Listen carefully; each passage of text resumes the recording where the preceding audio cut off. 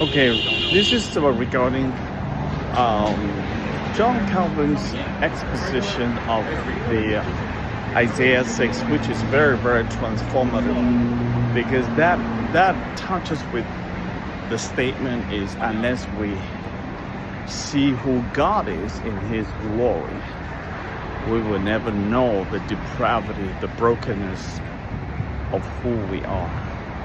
Another way he put it, unless we know who God is, we'll never really get to know who we really are. And that's so true, because without that contrast, we have no reference point. A lot of people think they're great, but who says so? Say who? Say you, say me. Ultimately, what does God say? Now, when you say what does God say, it means what does God's standard say?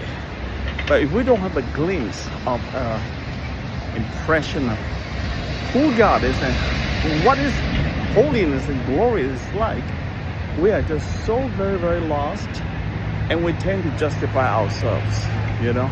It's such easier because we have no reference, we have no understanding, we have no idea regarding the holiness of God. So once we know that, the holiness of God in a real way, then our hearts begin to be transformed. Like Isaiah chapter 6. In the year that King Uzziah died, I saw the Lord high and exalted, seated on a throne, and the train of his robe filled the temple. Above him is seraphims with 6 wings. 2 wings cover their face, 2 they cover their feet, and with 2 they're flying. And they will call into one another, Holy, holy is the Lord Almighty. The whole earth is full of His glory. Oh boy. At the sound of the voices, the doorposts and thresholds shook, and the temple was filled with smoke. My goodness. Verse 5, Isaiah said, Woe to me, I cried, I'm ruined. For I'm a man of unclean lips, and I live among the people unclean lips. My eyes have seen the King, the Lord Almighty. You see that?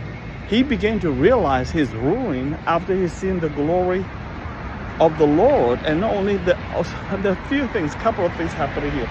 First, he saw the Lord on the throne.